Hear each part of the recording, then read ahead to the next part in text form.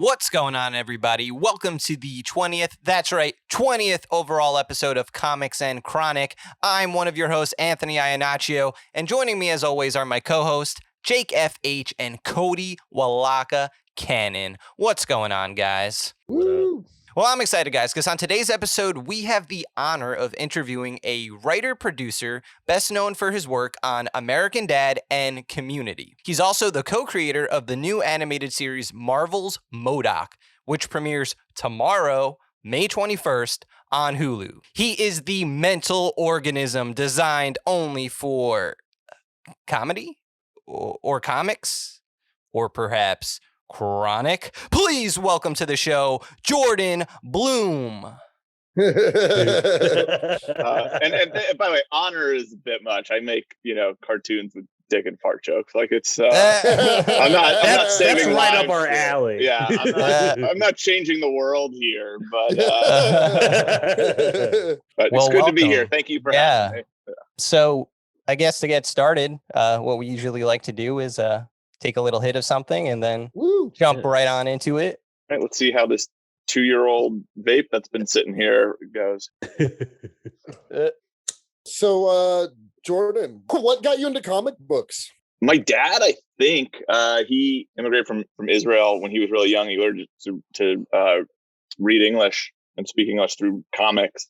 And he was obsessed with them. And then, there's just pictures of me in high chairs with they've just always been there. I don't know a world without comics, and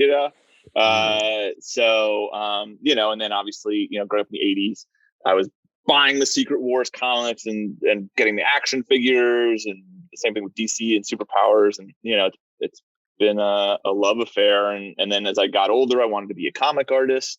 So I tried to do that, but I just I like drawing superheroes. I had no discipline. I didn't give a fuck about drawing cars and background perspective. So that kind of limits you as a comic artist. There are some people who've gotten by being able to just do that. And then I kind of got more into writing, and even though my career took me into animation and television, comics are, like I said, my first love. So getting to do the M.O.D.O.K comic this year was the ultimate dream come true. I've been waiting my whole life to do that and that's awesome. Write Marvel. So yeah, that's kind of been my path. So can I ask, which came first? Were you attached to the M.O.D.O.K series first, the television series, or was it the M.O.D.O.K Head Games comic series? No, we'd sold the show and had written the whole season, and we were just about to start production, and Marvel came to us and they were like, do you have any interest in doing a comic book? And Patton had written a few before, and we were super stoked. And but our big thing was we didn't want to just adapt our show. We wanted to write the M.O.D.O.K in the 616 Marvel universe. Mm-hmm. So that kind of started us discussing how our show definitely, it's M.O.D.O.K and it feels like M.O.D.O.K, but it definitely kind of goes in a different direction. It's a lot more comedic and satirical, and we've created this family around him and built more of a sitcom. But wouldn't that be interesting if you tried to kind of blend those together? It wouldn't make any sense for the Marvel 616 M.O.D.O.K. So because Grant Morrison has that really cool take of Batman's history, it all counts, right? Right. Figure out a way to make this insane narrative fit together. And we wanted to do that with M.O.D.O.K, where that character, even people have called him inconsistent. There's times where he's this menacing supervillain, and then there's other times where he's more kind of a comic relief villain. And we came up with this idea that he's part computer brain, that every time he gets killed and destroyed, because people are always murdering him, people hate him, even his own company hired snake assassin people to murder him because they couldn't stand working for him. So he's died more times than Jean Grey, and he's coming back. and every time we thought, well, what if he's kind of rebooting? And it's that's why there's all these different versions of him. And then what happens if he suddenly has memories of this life in the suburbs with this family, the family from our show? It would drive him crazy because he'd be that's not, I don't give a shit about this. I'm trying to take over the world. I don't have a family. This, someone's tampering with me and messing with my mind. And it would lead. So that kind of was where the comic came out of, is what if M.O.D.O.K remembered our show and he hated it, and he was trying to figure out like why he had these memories, and it leads him on this kind of adventure through his own comic history, and it's kind of revisiting all these versions of himself and these characters he's met along the way as he's trying to figure out why this is happening. So it was kind of like a fun way in to be like, let's not do our show, but let's make our show drive M.O.D.O.K insane. I really like the series. And what I really liked about it was that like you humanize M.O.D.O.K. And I feel like that was like a big part of why I liked it, where everything you're saying about him is still true, but I still feel bad for the guy, and I still want to know, like, you know, he's a villain, but like I feel bad for like the shitty life he's had.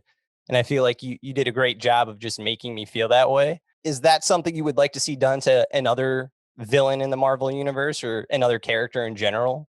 Yeah, I mean, I think I love those characters that have that potential. The kind of weird Marvel oddities, I guess. You know, the ones that are in the bottom of the handbook that people are like, he's never going to be in an Avengers movie. You know. But yeah, you know, I think we had spent so much time figuring the character out and understanding him on the show that it was really easy to tap into that when we wrote the comic.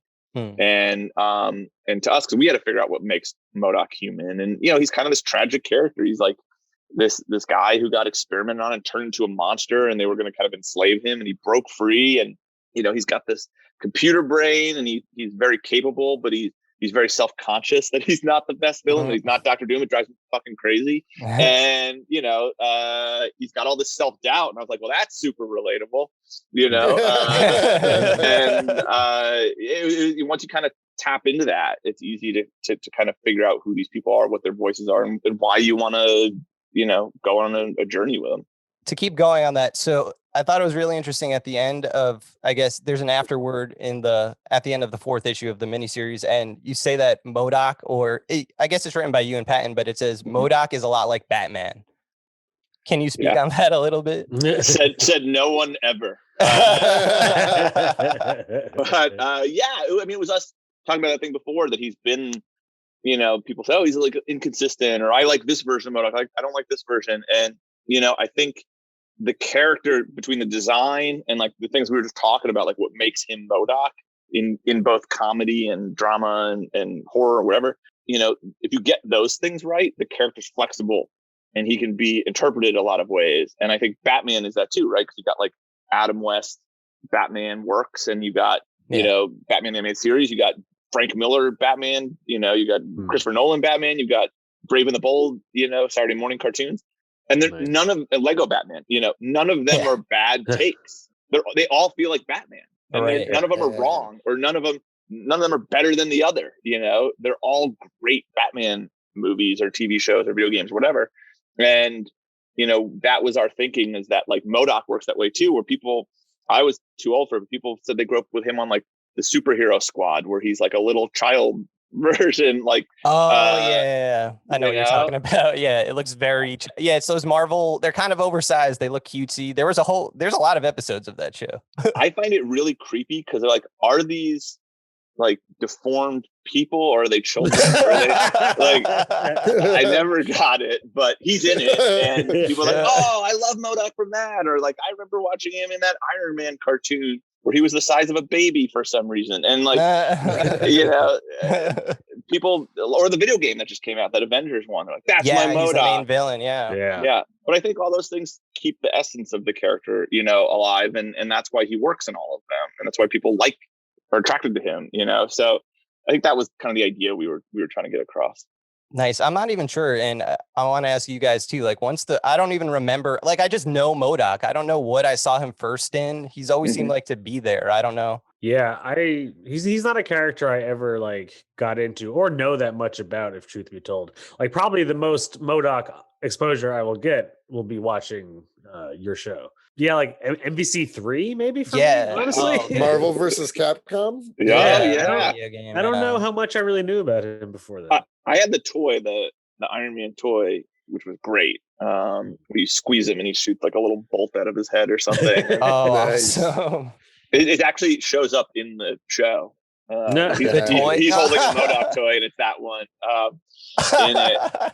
But yeah, I mean, that Jack Kirby design is really what it comes down to. Like nothing else looks like him, and it's so it just stays with you. It's like striking, you know. With the show, whose idea, or like, I guess, how did you come about to make it A, animated, and then B, the kind of animation? Is it stop motion, or Yeah, it it's looks stop motion. Okay. So we, Marvel had asked us, were there any? They had pitched us actually a few ideas for shows or characters they wanted to kind of put into a comedic show. And my mind just went right to M.O.D.O.K. And I've always loved like villains and the idea of like, their world, like the mundane life of villains is really funny to me, that you're trying to take over the world every day, but you like M.O.D.O.K's going to deal with all this like bureaucratic bullshit at AIM and like making sure that people are getting paid and they're not like running the company into the ground. He's got to pay fucking taxes for the AIM compound. And like some guy's complaining to HR and got his arm blown off. Like that to me was like so funny that it's still a business. Like this thing to work, it has to be run like a business. Yeah. So that like just the stuff that you didn't get to see, like the moment like he leaves the Captain America panel, the stuff that he has to deal with has got to be so frustrating. And then on top of that, like where does he go? Like does he go home? Like he has to go somewhere. So that kind of led us to like, well, what if he goes home to New Jersey and to the suburbs and he's got a family there that we just never met? And after we started kind of asking those questions and kind of getting led there, the show just kind of built itself. So we always knew we wanted to kind of show the behind the scenes of being a supervillain, especially one who wants to be taken seriously, who wants to be an A-lister, but just can't quite get there and is super frustrated over it. And then we went out to a bunch of different animation houses and a bunch of people did tests, and Stupid Buddy did this stop motion test that just blew me away because it had like handheld photography. I was like, how do you even do that with stop motion? They built these motion control rigs. So it lent itself to what we were talking about of like doing a behind the scenes thing, because it felt like, handheld. It felt like you were there in the room with him, just watching these like personal moments with M.O.D.O.K, even though, and you can get really cinematic with it and get really big for the action. So I really, really liked it, but I was kind of unsure. I remember seeing Spider-Verse and then walking out of that and just being like, that was so cool and so unique and different. And like, you got to take risks, like it's a big swing to do stop motion, but it could really make it stand out and be different. And it lends itself to M.O.D.O.K because M.O.D.O.K is this big fucking head with arms and legs. He's like floating around, and you're like, to see that like move around in space is awesome. That's hilarious. And it looks like Jack Kirby, come to life. So it ended up being like the perfect way to go. But for me, my background is in 2D animation, so I had to kind of learn from scratch, like how to write for this and how to edit this. It was like everything I knew I had to throw out and learn this new process. Nice. It's cool. It looks almost like Robot Chicken, kind of. Yeah. Well, Stupid Buddy is the same people who made Robot Chicken. Oh, nice. Okay. And yeah, so all those guys are producers on as well, but they were like, we don't want it to be like, because Robot Chicken's supposed to look like toys, right? Like it's supposed to almost kind of look shitty on purpose, in a way. Like the toys would just come to life and they put sticker mouths on them, and they're like, we don't want it. We want this to have its own identity. So like our show, I think, is a lot glossier. It's a lot closer to like a Leica movie, in the style that it's done. And the puppets, are built differently, and they have these like, M.O.D.O.K has actual practical mouths that are swapped in and out, and the other puppets have digital mouths that just look kind of like photoreal. And I think they wanted it to, obviously a lot of stop motion, you're gonna think Robot Chicken, but I think when you actually look at it a little deeper, you're like, oh wow, this is something different. They're pushing the boundaries, I think, on a big cinematic scale, like what they can do in stop motion. But even in terms of like content, like it seems like this is going to be obviously different than any other Marvel series we've seen so far. Like I haven't seen it yet, but if I could compare something in my head, it would be the Harley Quinn series on DC, where it's like a more adult take on a character that isn't necessarily, isn't necessarily adult, but did you kind of have free reign to do whatever you want with the character? Was there certain limits? Yeah, Marvel shockingly was like, yeah, go for it. And I was like, really? Well, I think they knew we weren't going to like break the toys, like They gave us Iron Man, and they can talk the way real people talk, and obviously we added a lot more stuff that you wouldn't see in Marvel movies because it's an adult show, but we weren't going to do something where like Iron Man just like massacres a bunch of innocent people, like M.O.D.O.K can, no problem. Right, yeah. But we were respectful while still being like, these have to be funny and be interpretations and work for the show we're doing. And I think we found it. Like, yeah, like it's a super violent show, and we get into M.O.D.O.K's sex life, and we get into like all these things that like would not be in a more family. That's why we're on Hulu, right? Like that's why we're not on Disney Plus in the US. Outside the US, we're on Disney Plus Star, which is like a combo thing. But they were like, we want something that feels like Archer or Rick and Morty, or and they're like, and so do that. Like, we're not going to hold you back at all. Nice. That's awesome. Is Patton like, was he the first choice for M.O.D.O.K, or is he like comes with the show? Like, how did that work? Yeah, he had it in his contract from Agents of S.H.I.E.L.D. that if M.O.D.O.K ever comes up, he has to. He and I had worked together previously on a pilot and had kind of remained friends. We go, the comic store every Wednesday and see him there. And that dude has great recommendations too. He's turned me on to a lot of good books that I never would have found. That's sick. Yeah. Yeah. Wait, if I just may interrupt for 1 second. Which comic book store do you go to? Golden Apple. Oh, okay, yeah, on Melrose. I go to Pulp Fiction on Sepulveda. Love Pulp Fiction. I just went there today. That place is awesome.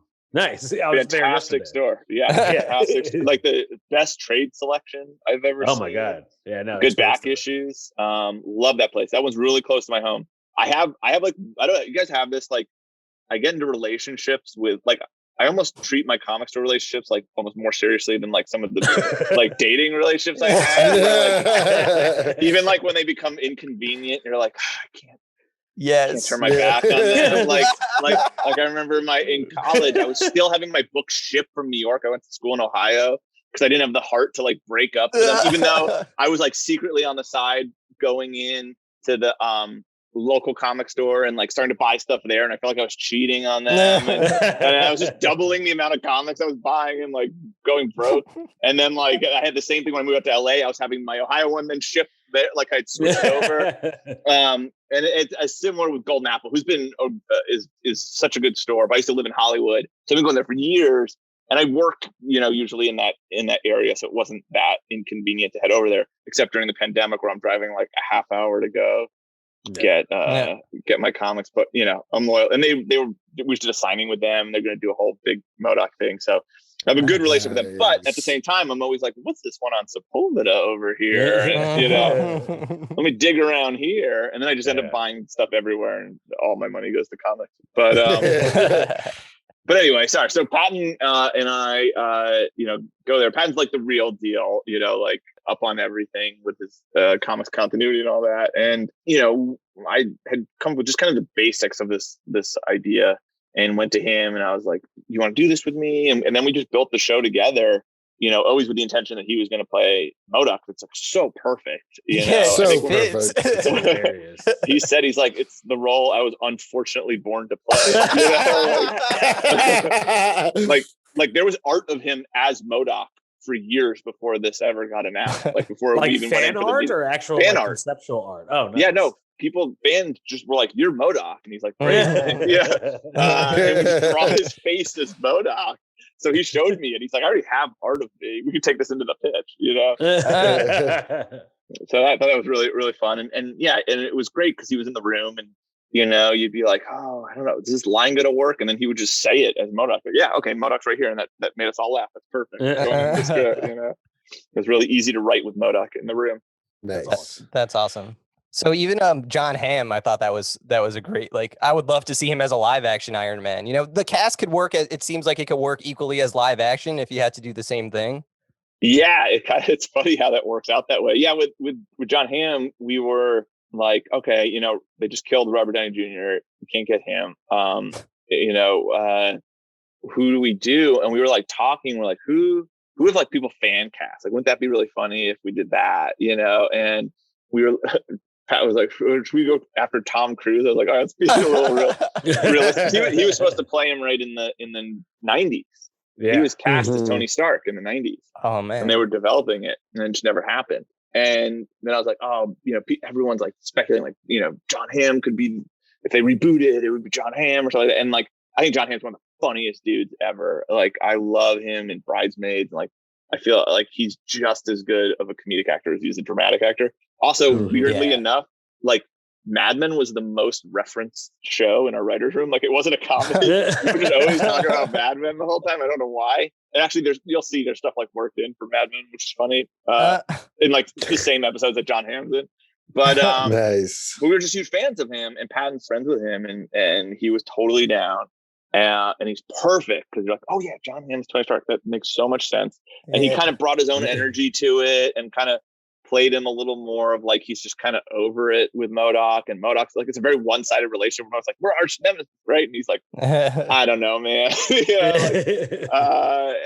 Don't drag me down with you. So he was so funny, and he just wanted to, he was in the booth. He just wanted to play and have fun, and he was a blast to work with, and he's so good in the show. So I think we ended up with the perfect person for Iron Man. That's awesome. Yeah, I'm so excited to check this out. Are there going to be any because now that you're saying it's like stop motion puppetry, and I'm just trying to picture like these almost like cinematic fight scenes. Can we expect some like hilarious puppetry, just like big battles? Oh yeah, if you look it up after this, we released this mad scientist fight between M.O.D.O.K. and this other AIM scientist supreme, Monica Rappaccini, who's kind of his rival at work. And it's them going nuts, like using every possible, like she's turning him into a monkey. He's like de-evolving, and he's shooting her, and she's turning into a baby, and so she's like pile driving a monkey. There's like ice guns, and she throws a 2D bomb at him, and he turns into a pixelated version, and he pulls her into it. We do like a whole Street Fighter fight that they do as like like we went all out.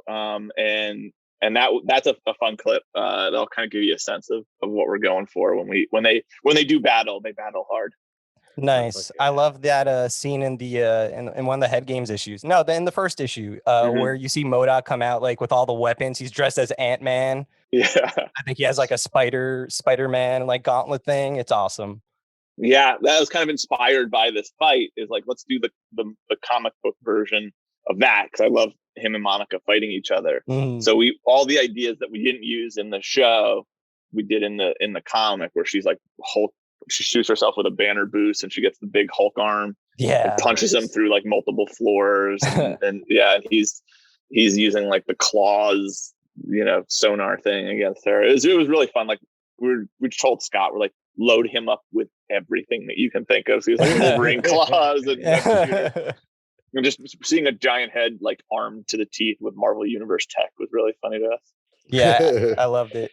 So you wrote for film first before you started writing for comic books? Well, yeah, I tried to kind of do feature stuff, and that's kind of how I broke in. But one of those things where like nothing went, and then I started writing on American Dad. Is kind of where I cut my teeth, and that's an amazing place to work. And then after that, I went and did a season of Community for NBC, and then went back to American Dad until M.O.D.O.K. So for Community, were you the was like the Meow Meow Beans episode? Does that come from your mind, or were you just like a writer on the team at the time?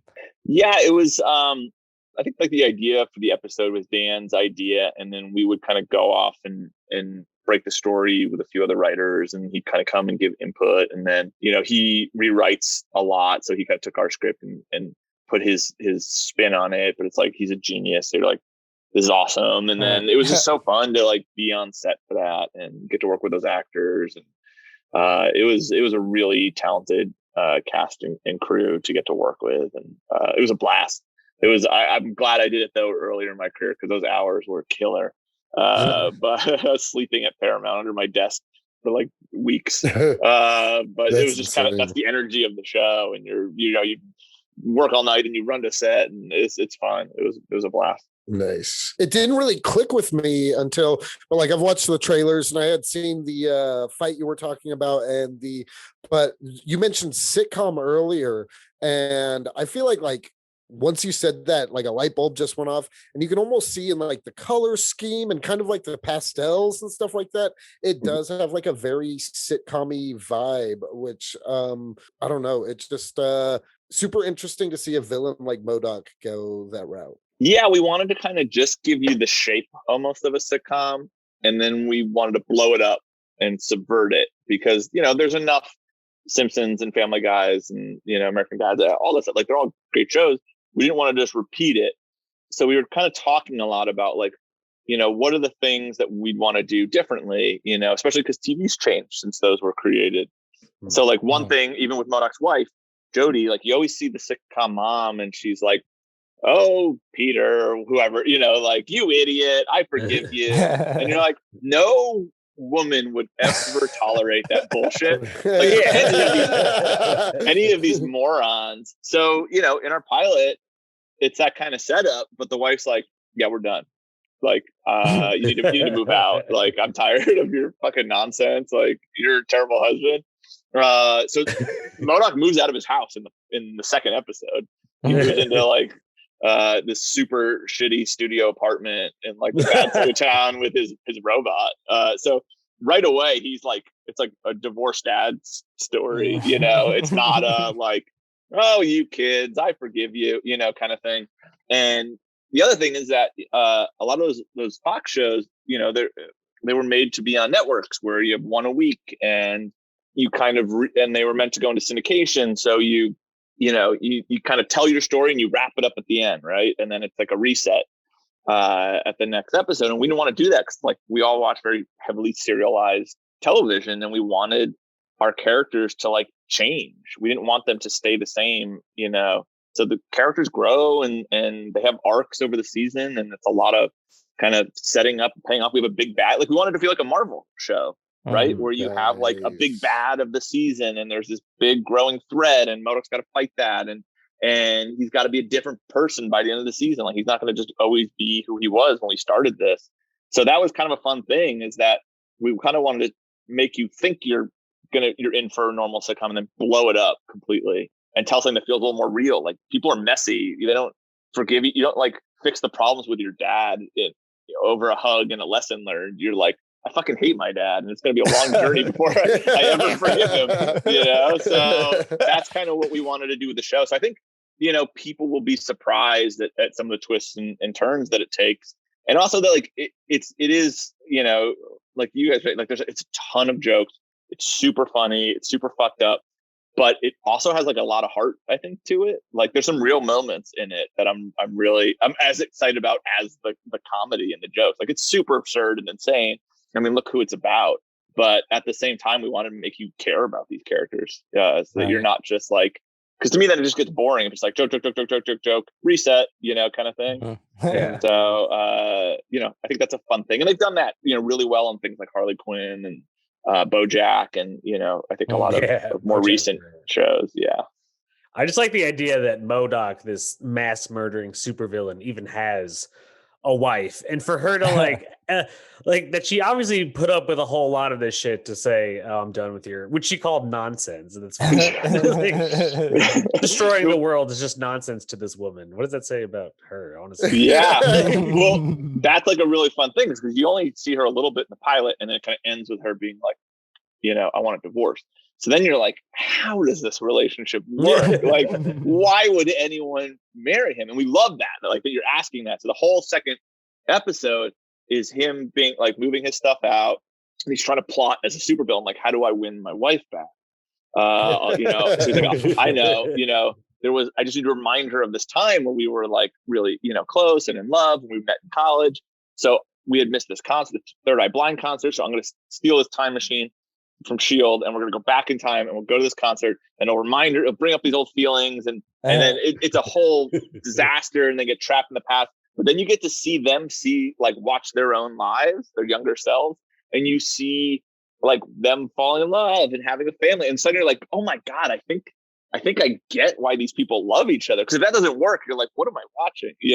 So I love that challenge of throwing an insane idea at you, like, yeah, this very normal, seemingly normal woman is in love with this super villain, but then you have to earn it, And I think it's a really fun story that kind of shows you that. And she's kind of a little morally and ethically loose as well, where she's like, like, I fell in love with you because you were so driven, because you want to change the world by conquering it, and like, and she actually has kind of a villainous turn in the season because their careers are at different places. Like, he runs AIM into the ground, he has to sell it.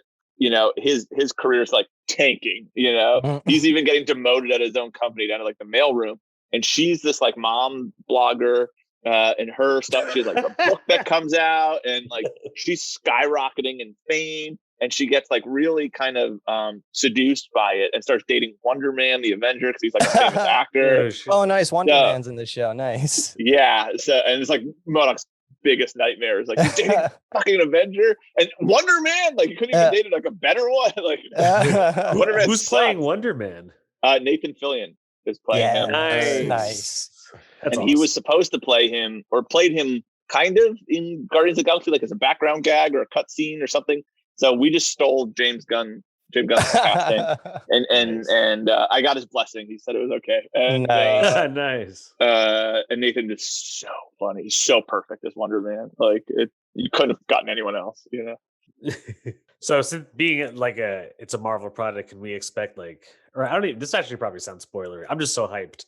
Are there gonna be like classic Marvel post-credit scenes? We kind of had written them as that, and then we ended up just putting them at the very end, so we don't have that. Also, it's there's not much to tease when you just like hit next and then you go to the binge it, so the entire season drops at once. It's not like a weekly thing. Gotcha. Right.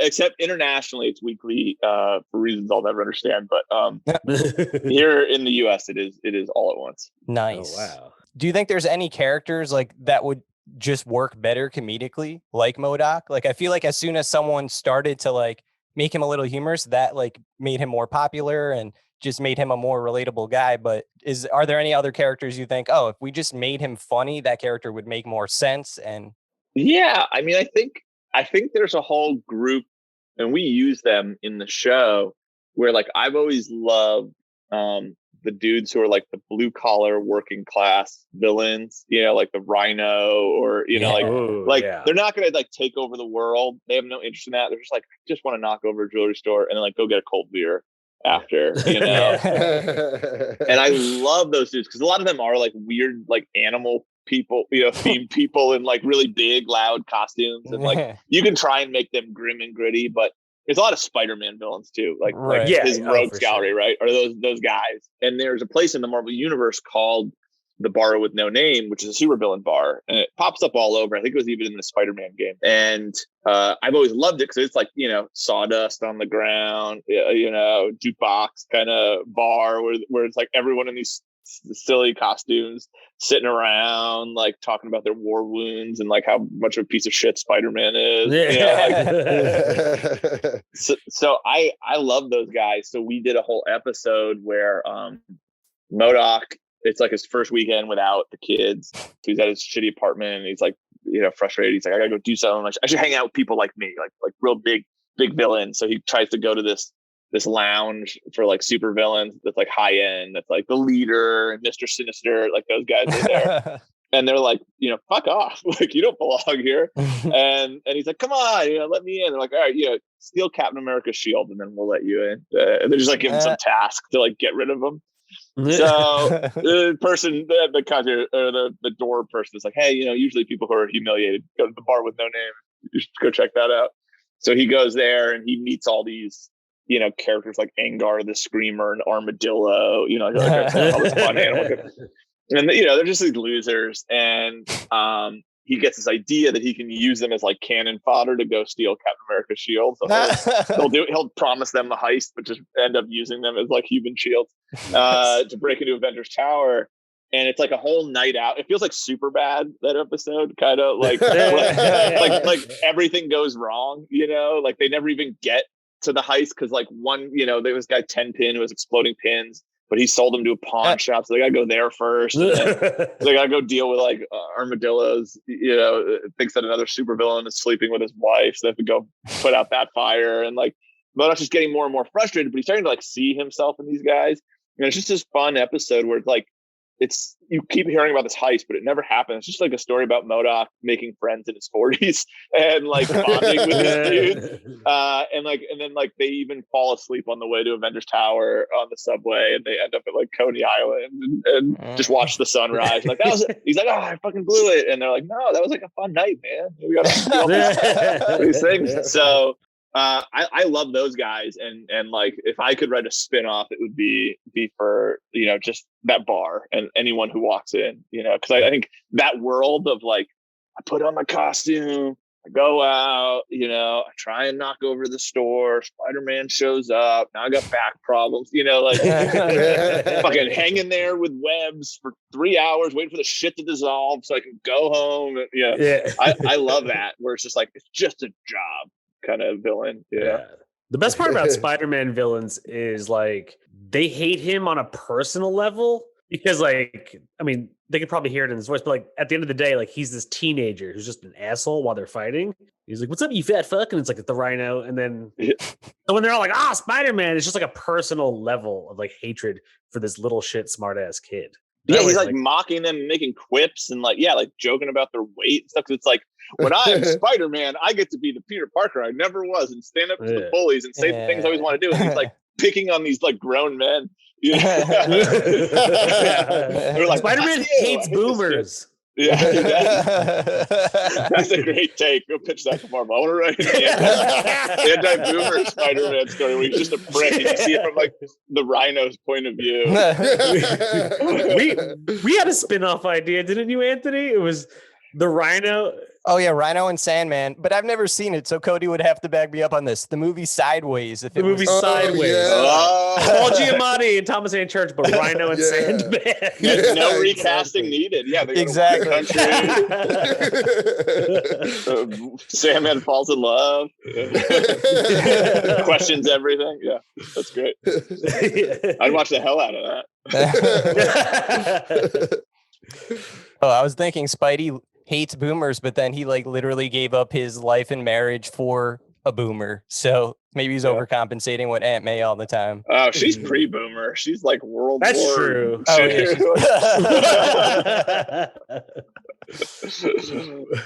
What are you currently reading as far as comic books go? Way too much. Every X book, but I have been forever. But it's so good now. All the X-Men stuff is the best. I can't get enough of it. The entire line, ever since like the Powers of X, House of X-Men, Powers of 10. Yeah. Oh wow, you're a real comic book dude. Oh yeah, I'm reading about 12 comics a week, new stuff. I would say. Nice. Yeah. And then let's see, a Hulk. I'm loving the Al Ewing Hulk stuff is incredible. Yeah, I think that's about to end at issue 50, right? Is that Immortal Hulk or no? Yeah, Immortal Hulk is so love good. that series. Yeah, really. In DC, I've been reading. I like a lot of the new stuff they've kind of launched out of the Future State stuff, like same. Teen Titans Academy, Suicide Squad. I've been liking. Yeah, Batman's a blast. Even Flash, I was kind of off of for a little bit. Kind of brought me back to Flash, and then. Outside of that, let's see some indie books. Money Shot is like one of my favorite books. Have you guys read that? I read like the first like 4 or 5 issues. That's a very interesting book. Oh, it's so good. It's so funny, and it's such a great concept. Just to give you a quick pitch of the concept. So it's set in a like very, very near future, very similar to the world we're in right now, where like the world just does not give a shit about science anymore. Like everyone just cares about their own nonsense. And aliens show up. This like coalition of aliens are like, we want you to join this intergalactic kind of group and we'll bring you in and we'll share resources. And of course, like the first person to greet them is the president of the United States, who's like, fuck that, give it all to America. And they're like, oh, we have clearly made a mistake, and like just fly away. and there's this young scientist who is like, oh my God, we just blew it. Like that was the greatest moment, for mankind, and we blew it.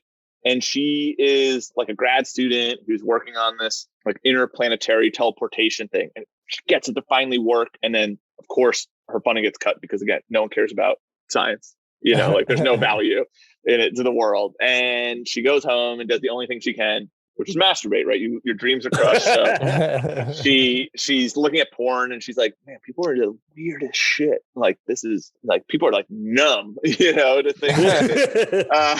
And then she's like, oh, wait, I think I have an idea. So she comes up with this idea that she's going to live stream her adventures, like going from planet to planet, trying to kind of find, resources and things that we could use, like sustainable, energy. But to pay for it, she is going to live stream herself and a group of other nerdy scientists having sex with aliens and each other. So they like put themselves in porn star school. So it's like porn star school. Yeah. So they teach themselves to be porn stars, and it's this like really sex positive, like female driven book. It sounds so insane. You're like, this could go wrong, right? Like this could just be like, is it like the Xavier Academy for porn? It sounds nuts. Pretty much, yeah. It's like her being like, look, we're gonna go explore the universe and pay for it by fucking aliens and each other, and nice. Like, because that's what the only thing people will put money into. That's the only way we can practice science and do what we've studied to do. And it sounds like OnlyFans saves the day, is what you're saying. It is, yeah. But it's like the characters are so good, and like the relationships, and it really, it's fun and insane, and kind of feels like Futurama or nice. Those kinds of shows, and it never feels like dirty in a gross way, like it always like serves the story or the comedy. And it's just one of those things where like on paper, this shouldn't work, but this is brilliant and so well done. So that one you guys should check out. It's so funny. Second Coming is another one I love Second Coming. Yeah. I don't know what that is. Old Testament God decides that Jesus is weak after being crucified, and was like, you need to learn something from like a real man. So he sends him back to Earth after, thousands of years to go learn from Superman, essentially. Like it's a superhero who looks like basically Superman. And he moves in, and it's like Jesus and Superman are roommates. And there's all these people kind of conspiring against them. And it's so funny because it's like it was going to be DC, and they got nervous, or I don't know what happened, but it moved publishers. And it's like not, it sounds blasphemous, but it couldn't be like a better, like I'm Jewish. I don't have the best point of view on this, but like to me, this is like the best Jesus I've ever seen. Like he's like a really good dude you want to hang out with. And seriously. And he's talking about how everyone's like used his name for all these terrible things, and like to me it's like the best like love letter to Christianity. But you can see why people might be upset about it. Have you ever read? It's not a comic, but Mark Russell also wrote "God is Disappointed in You." Have you heard of that book? No, let me write that down. Yes. So he basically rewrites the Bible. What? But it's like really sarcastic and still trying to like get you whatever message I guess the Bible was trying to get at people. But it's the same writer, and I could see why like he's so suited to like write like a Jesus like that, because you're right. Like when you read Second Coming, it's not like, I mean, I don't care, but it's not, it doesn't seem offensive because like he's trying to literally learn how to be a good person. I don't see how anyone, like if they actually read it, could misinterpret it as like something blasphemous, I guess. You know what I mean? Yeah, it's one of those things where you read it on paper. I mean, it's the same thing with Money Shot, right? When you're like, this is insane, or this is absurd, or this is offensive. And then it's all about execution. And if you do it right, it becomes like high art. Like these two books are blowing my mind. And I think it would be, I think a lot of people who claim to be Christians, it would be a good thing to actually read, rethink. But not here to talk religion. We're here to talk MODOK. Here's talk MODOK. Let's see what else. Oh, Stray Dogs. Have you guys read that?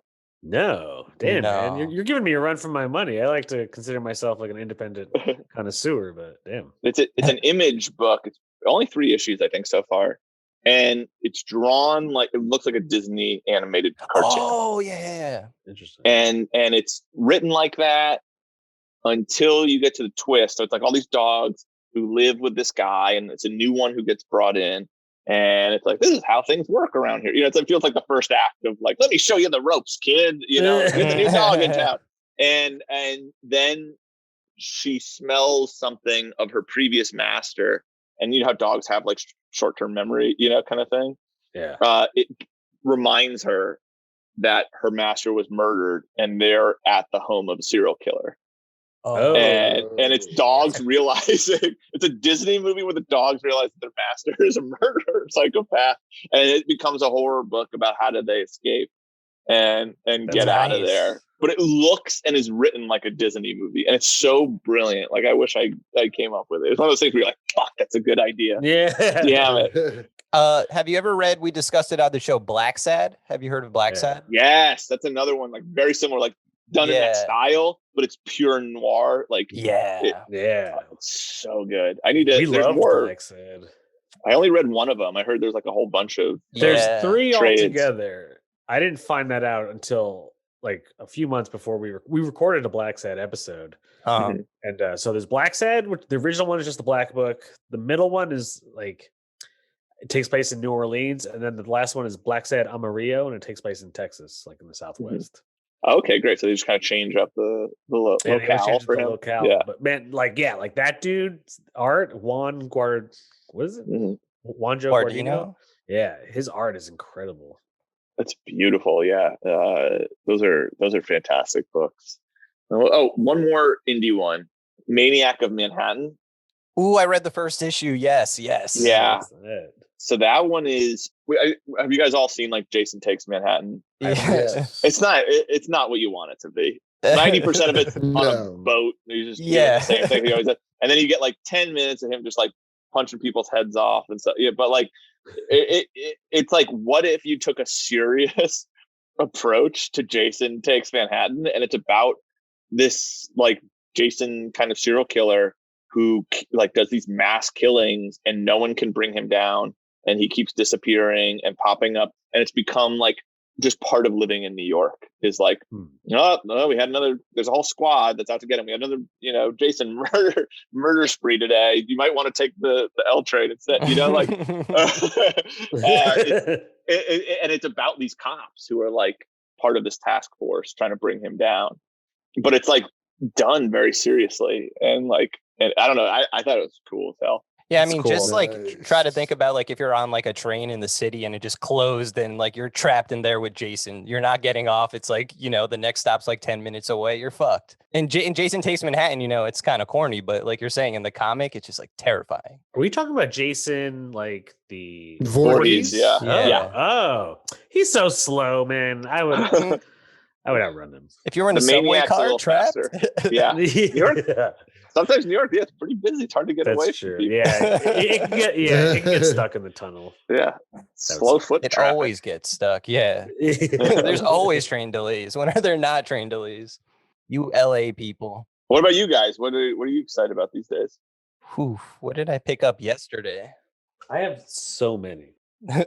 I just rebought Long Halloween because I couldn't find my copy. We all just bought Rick Remender's Scumbag. I read a few of those. Really that was hilarious.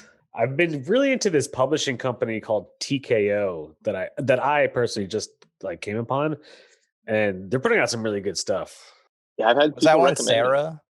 Yeah, Sarah was a good one. Yeah, TKO just did a book called Sarah about Soviet. World War II, like a female sniper squadron. Oh, cool. That sounds awesome. It was really cool. And the art is by the same artist. I forget their name, but she did Velvet.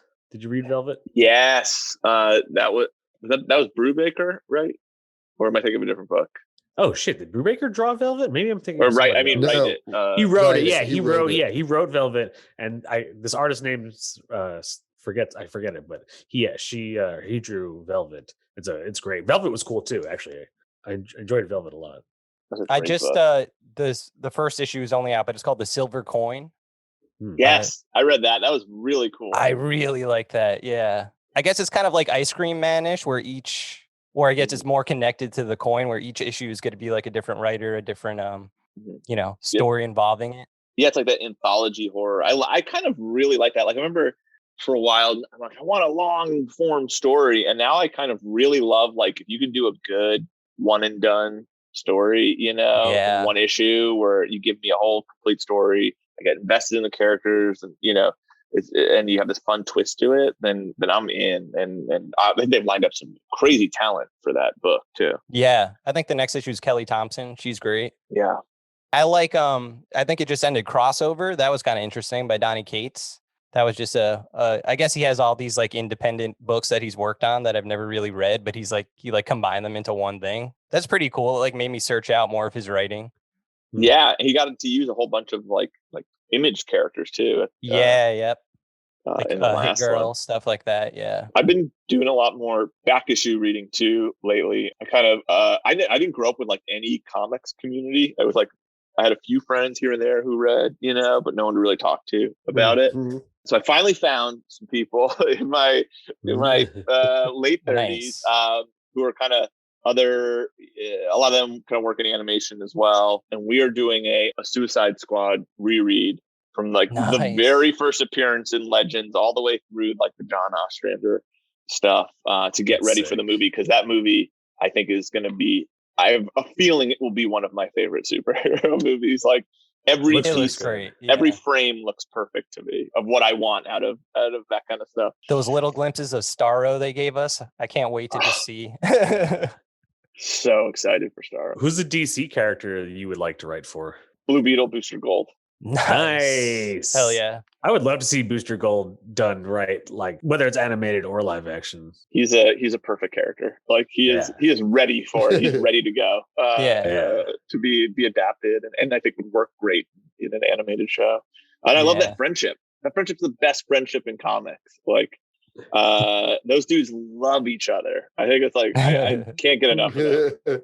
They're the best. So I've been reading some of that too. Some of the JLI stuff I've been reading, the Justice League International. Oh, I actually started reading the first like big book, whatever. They have like 2 complete sets. I got like halfway through, I guess like 12 issues or something. Yeah, that's good stuff. And I love that Kevin Maguire art from the 80s. It's so expressive. No one draws like facial reactions and acting like that. That dude's a master at that. I also love how like almost every issue, like Guy Gardner does something and Batman completely like punks him out every single time. I like everyone's terrified of Batman in that book. Well, that one punch. I mean, that one punch is one of the greatest comic book moments of all time. Where Gardner's talking all that shit. He's like, "Come on, let's go," and then Batman just is like decks him, and then everyone just laughs their asses off, and people are just walking over Guy, like pointing at him and stuff. Like he hits him so hard he changes his personality or something. Yeah, brain damage. That's such a fun run. Like comedy is really hard to do in comics. Have you ever read The Goon? The Goon is great. The Goon is fantastic. My other favorite comedy book is The Superior Foes, which obviously touches on what I was talking about earlier, like the shitty D-list villains, who are that's a kind great of bumbling series, idiots, and the way that's drawn, like pacing comedy is really hard to do in comics, and like figuring out how to kind of communicate because you can't, when you comedy's all about timing, like we'll in the editing room we'll like add a few more frames. Okay, now that joke worked. It's a science that can't even be explained. Like why does holding there or one more second of silence make that funnier when the person speaks? Like it's just something you kind of have to like get an instinct for, and you can't do that right in comics because everyone's going to read it at their own pace and speed. So but I think Steve Lieber who does that book is so good at it, where you'll have like those panels that repeat that kind of like create that pacing where someone's staring at someone and you just you use them a few times and then they speak. Like we looked at that a ton when we were doing M.O.D.O.K because M.O.D.O.K Head Games isn't necessarily like an all comedy book, but we wanted it to be funny, at times because he can be such an absurd character. So we were kind of trying to crib from that. And we were like, how do you get this joke to work? And we would look back at Superior Foes. Nice. Have you read Superman's pal Jimmy Olsen? The new one? That is same artist. Yeah. He's so good. That book was incredible. I gotta find a trade of that. Yeah. It was perfect. I want more Jimmy Olsen. Jimmy Olsen's so underrated. That dude should have an ongoing. It's such a great character. Just like Superman's best friend who gets into the most insane hijinks and weird, nonsensical sci-fi stories Yeah. and just keeps going. Yep. Like With never a sunny stops to question. disposition. Yeah. It's just Wednesday for him when he's like turning into a giant turtle and putting a bottle city and whatever. Yeah, I was telling these guys about that. I mean, it's so hard to explain because that comic is absolutely insane, but I recommend it to everyone. Superman's pal Jimmy Olsen. Yeah, it's so absurd, and it just moves at like a rocket's pace. We like because it's jumping like all over, but by the end, it kind of all comes together. Yeah. And it's fantastic. Matt Fraction is so good at that. Yeah, I love Matt Fraction. Nice. I feel bad because my question is not nearly as serious, but like just because I'm picturing M.O.D.O.K and kids. Are we gonna see a M.O.D.O.K sex scene? How does that work? You will see the aftermath of a M.O.D.O.K sex. and it was really funny. Is like we wanted it to be this thing where you're like, that thing where you pan over the floor and you see like the underwear and the jeans, but you see like the hover chair on its side, and then you see him in bed, and getting that to make sense, like what he looks like outside of his hover chair. It was like the people who build the puppets are fantastic at like doing that, but that was the most like noted back and forth, like the head's not big enough, the body's too big, shrink it, and like it doesn't make sense, like it would crush the puppet, like bigger heads, give us bigger heads, like for this, like because like you're like what is his anatomy outside of that suit, like what does he look like naked? So that was like the biggest back and forth was like trying to nail the proportions of a naked M.O.D.O.K. We were really coming at it. You're so serious. Like, I think actually his testicles would be this round then. Yeah, should his testicles be huge like his head? And these were all serious discussions that were had at Stupid Buddy until we landed on what we thought was the perfect naked M.O.D.O.K. I'm thinking about it now. Like I never thought of it until just now. Like Hector Hammond from Green Lantern, they're very similar. I didn't realize. Like I just never thought of them together. Characters. Yeah, but he just kind of walks around, or he's just always laying there comatose, I guess. Yeah, he's just kind of in a chair with his head like being propped up. I remember. Do you guys remember they did the amalgam stuff? Like after they did DC versus Marvel, they did a thing where like, let's mush our universe together and make more money off of this crossover. Do you guys remember that from the 90s? Right? Like seek this out. It is so weird. It's Marvel and DC publishing a whole bunch of number ones, just as like imagine if we combined our universes. So like Dark Claw is Batman and Wolverine, and like Spider Boy is Spider-Man and Superboy, and I have that issue.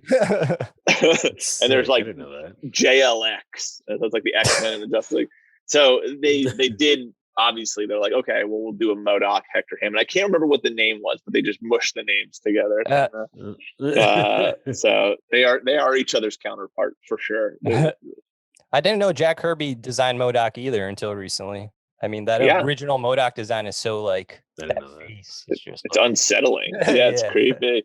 Yeah, it's cool. Like we made sure that Stan Lee and Jack Kirby's names were on all the scripts. Like they created him, and he was like fully formed. Like he was perfect. It was like in the 60s, I think he came out, and then he's popped up since then. My favorite run with him is referenced a lot is the Mark Grunwald Captain America run, which Mark Grunwald basically did what Chris Claremont did. He wrote Captain America for like 10 years straight, I think.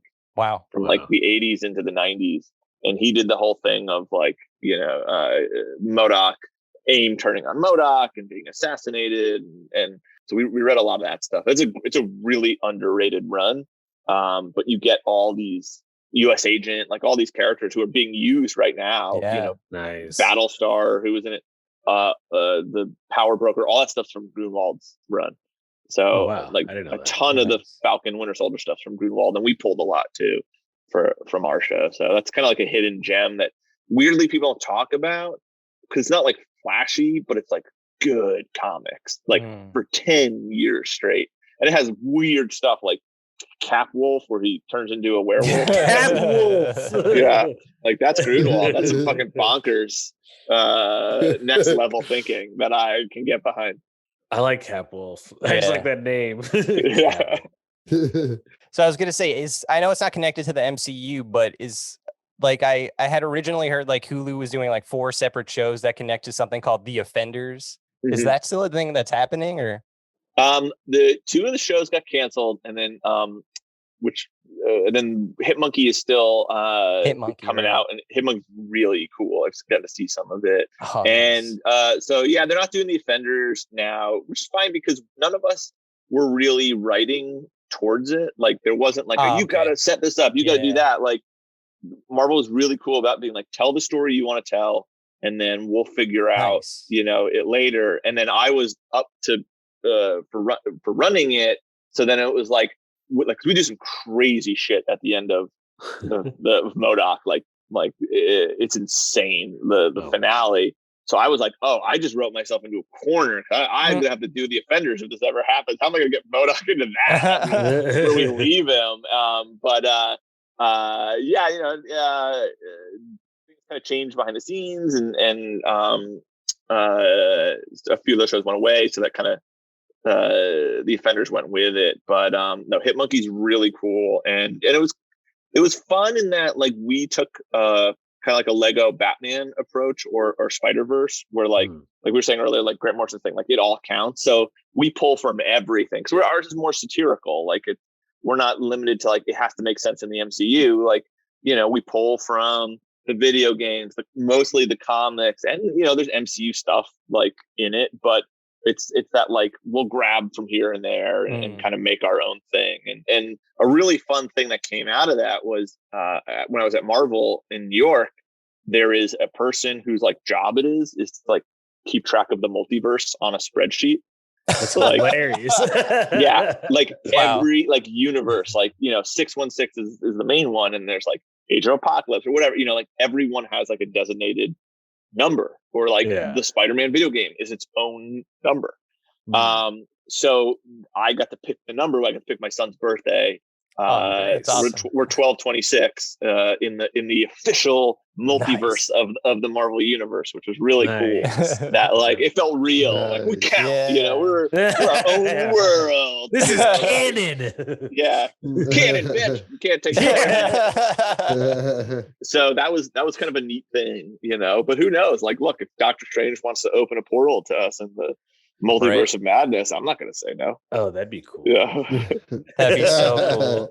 I have no idea. They don't tell me anything about any of the show, or movies, so I'm not giving you any spoilers. I'm clueless as you guys. Okay.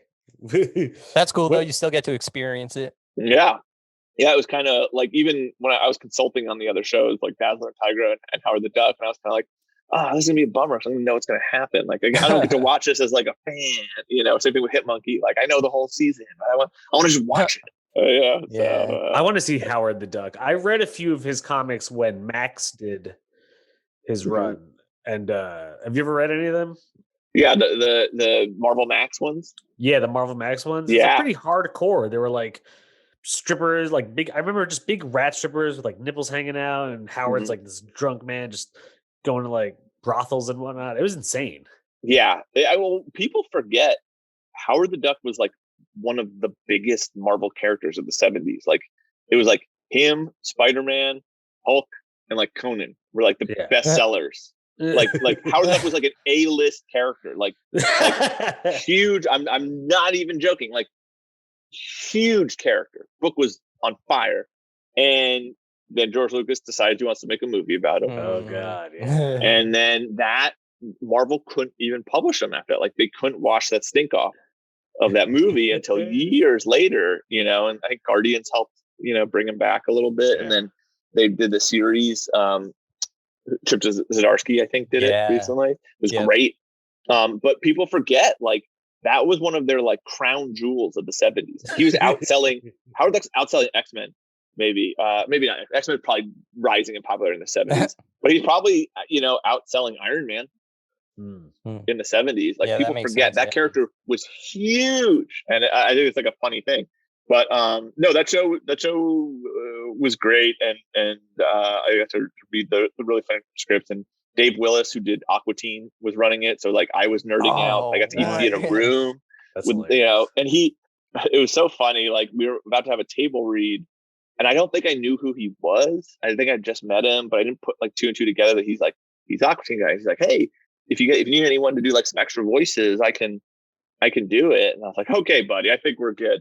You know, and then I like, I was like, wait, Dave Willis? Oh, he's the fucking voice of Meatwad. Like I just told the voice of Meatwad to be like, yeah, you can fuck off. And Dave and I are good friends now, and I bring that up all the time to him. Like, I can't believe I like didn't take you up on that. You know, like I used to wear a Meatwad shirt in college. Like I'm like your biggest fan. So that's been like a fun thing, is getting to like meet guys like that and get to work with them, and you know, like just nerd out over stuff you grew up with.